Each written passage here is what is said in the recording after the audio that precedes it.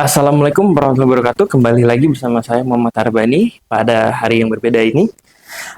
Mungkin topik kali ini agak sedikit berbeda dengan topik-topik kemarin-kemarin, di mana pada hari ini saya ingin membahas sosial media. Ya. Kenapa sosial media? Karena dampak sosial media terhadap keberlangsungan kehidupan sosial manusia itu sangat-sangat eh, sangat-sangat impactful atau sangat-sangat masif. Jadi orang karena sosial media dapat menjadi orang yang lain, nggak menjadi diri sendiri, pamer karena sosial media, bertingkah laku yang kurang elok karena sosial media, dan juga mungkin menjadi orang yang mungkin bertentangan dengan moral dan kesusilaan karena sosial media. Sosial media ini juga memiliki dampak yang positif di mana orang dapat memiliki keuntungan secara ekonomis dalam konotasi positif. Dengan adanya sosial media, orang dapat mengais rezeki, berjualan, dan lain sebagainya.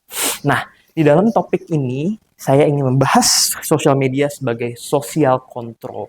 Apa itu social control? Pernah saya bahas sebelum-sebelumnya. Social control adalah kontrol secara sosial atau kontrol yang dilakukan sama halnya seperti penegak hukum untuk melimitasi, membatasi, dan juga mengkontrol perilaku manusia atau perilaku sosial. Nah, mungkin teman-teman pernah lihat fenomena-fenomena sikap-sikap arogansi orang yang ada yang nodongin pistol, ngegampar orang, dan itu diliput sama sosial media. Itu adalah bentuk sosial media sebagai social control, di mana sosial media berhasil mencegah, ya setidaknya orang berpikir dua kali kalau dia mau menganiaya orang depan publik, takut direkam, takut viral, takut mungkin namanya tercemar. Mungkin itu jadi satu bentuk social control secara preventif. Namun secara mungkin quote unquote represif, sosial media ini dapat mencari orang-orang yang terlibat dalam peristiwa-peristiwa melawan hukum. Kayak yang kemarin itu ada orang menggampar orang lain di jalan, road rage, ditodong pistol, nggak lama, dalam waktu 2 hari dia ketahuan. Itu mungkin karena sosial media yang berhasil merekam muka pelaku dan juga membuat polisi mudah mengidentifikasi pelaku gitu. Jadi sikap arogansi itu turun karena sosial kontrol melalui sosial media. Nah, hal yang lain sosial media sebagai kontrol sosial itu terjadi kayak misalkan insubordinasi dalam pelayanan pemerintah. Contoh ada aparatur negara meminta sejumlah uang untuk meloloskan suatu hal, ya. Ini mungkin tidak secara rinci. Nah, ada yang merekam kejadian itu kayak gini, merekam secara diam-diam, nah ketahuan. Nah, itu dari mulai pimpinannya, unsur-unsur pembantu pimpinan, unsur-unsur pelayanan, dan unsur-unsur teknis dan non-teknis akan terkena dampaknya. Misalkan diganti, dirombak.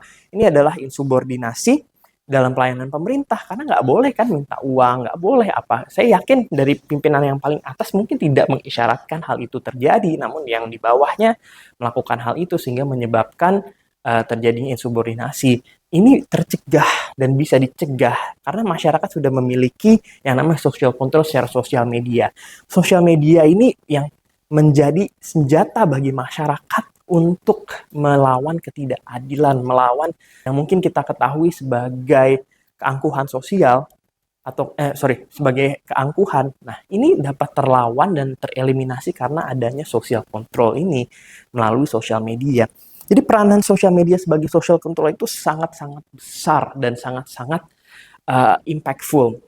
Saya rasa sosial media atau netizen ini mungkin ini mewakili rakyat, ya, kayak contoh kasusnya Bima yang di Lampung. Nah, Bima melalui sosial media ini mengekspresikan bahwa jalanan di wilayah tersebut kurang baik dan mungkin warganya di sana tidak berkenan dengan jalanan yang rusak selama puluhan tahun. Setelah postingan tersebut menjadi viral, kemudian terdapat sebuah gejolak di dalam pemerintahan, yang ada yang tidak menyetujui pernyataan dari orang tersebut, ada yang menyetujui, dan mereka bergejolak, saling berusaha berlomba untuk memberesi permasalahan yang ada di situ. Itu adalah dampak dari sosial media sebagai social control. Nah, dengan adanya sosial media dan kontrol ini menjadikan arogansi, kesewenang-wenangan, kesombongan, keangkuhan, korupsi, kolusi, nepotisme, dan kejadian-kejadian yang orang dulu mungkin di era-era yang lalu ya, di mana belum ada sosial media, di mana mungkin agak sedikit dibuka tanda kutip ya, otoriter, tidak bisa terjadi lagi. Karena kontrol sosial ini terjadi pada masyarakat. Dampak sosial media ini melahirkan suatu kekuatan yang sangat kuat yang dapat memberikan efek jera pada orang-orang yang tidak patuh terhadap peraturan, baik itu pemerintah, baik itu warga negara. Sosial media itu perannya sangat penting. Sosial media ini senjata yang dimiliki semua orang yang dapat mengakses smartphone untuk dapat speak out for themselves, untuk dapat melindungi diri mereka dari kesewenang-wenangan. Ya, kalau misalkan teman-teman lihat di luar negeri, di subway ya, di Amerika, di NYC itu, ada orang yang rage apa dan sebagainya, melecehkan orang, share di TikTok Live, Facebook Live, orang kemudian merespon, melihat, dan kemudian nggak lama setelah perjalanan itu mau berakhir, polisi sudah ada mengepung. Itu saya nggak tahu itu iklan atau apa, saya melihat itu sebagai salah satu video yang saya ambil simpulan sebagai social control melalui sosial media. Jadi saat ini kita terlimitasi dalam bersikap karena adanya sosial media. Baik itu sebenarnya kita sedikit having fun, baik itu mungkin kita sedikit relax di luar keseharian kita, terkadang juga mendapatkan stigma negatif dari sosial media melalui netizen-netizennya. Itu sebenarnya adalah hal yang wajar. Namun uh, lebih banyak positifnya ketimbang negatifnya terhadap sosial media kontrol ini. Kita bukanlah manusia yang sempurna, pasti memiliki kesalahan dan juga memiliki kesempatan juga untuk rebound ya, atau untuk berbuat lebih baik. Tapi eh, apa yang sudah tersajikan di dalam sosial media itu susah dirubah kan. Jejak digital ini memang susah untuk dihapus. Akan tetapi ya, sosial media ini merupakan last resort menurut saya untuk mengadvokasikan hak dan juga mungkin ya kalau kewajiban enggak lah ya, mungkin hak-hak serta ketidakadilan yang terjadi di masyarakat.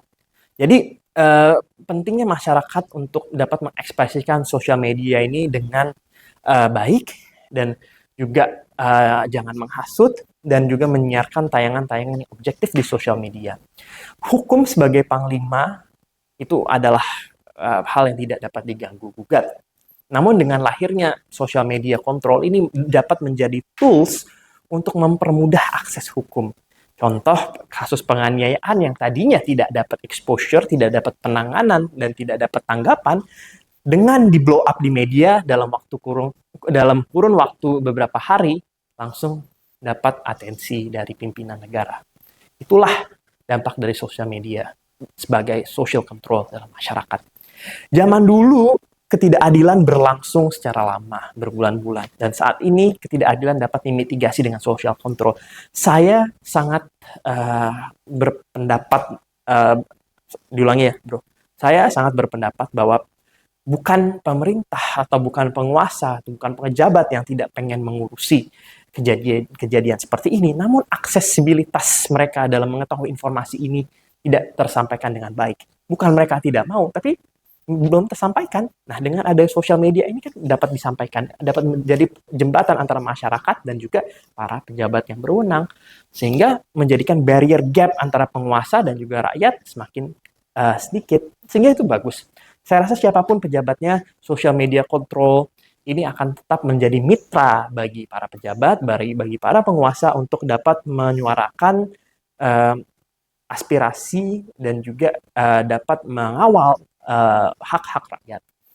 Nah, mungkin teman-teman di sini pernah ada pengalaman tentang kejadian-kejadian yang belum mendapatkan exposure atau belum mendapatkan tanggapan. Mungkin juga dapat mencoba sosial media sebagai jalan, bukan untuk memblow up, bukan untuk memanas-manasi situasi, tapi mungkin sekedar untuk mendapatkan atensi dari pihak-pihak yang memang berwenang, tapi harus dipastikan penyampaian di dalam sosial media itu harus disampaikan dengan baik, dengan benar. Karena ada konsekuensi hukum melalui Undang-Undang ITE apabila kita menyebarkan isu-isu yang tidak benar alias hoax. Kita harus bijak-bijak dalam bermedia, karena moralitas dan juga etika kita itu mencerminkan bangsa kita. Gitu. Jadi ini mungkin topik-topik sosial humaniora yang mungkin agak-agak luas, tidak terlalu meruncing, tapi saya anggap ini lumayan penting untuk diketahui bagi masyarakat, dan mungkin masyarakat juga sudah mengetahui. Mungkin sekian dari saya, terima kasih banyak. Wassalamualaikum warahmatullahi wabarakatuh.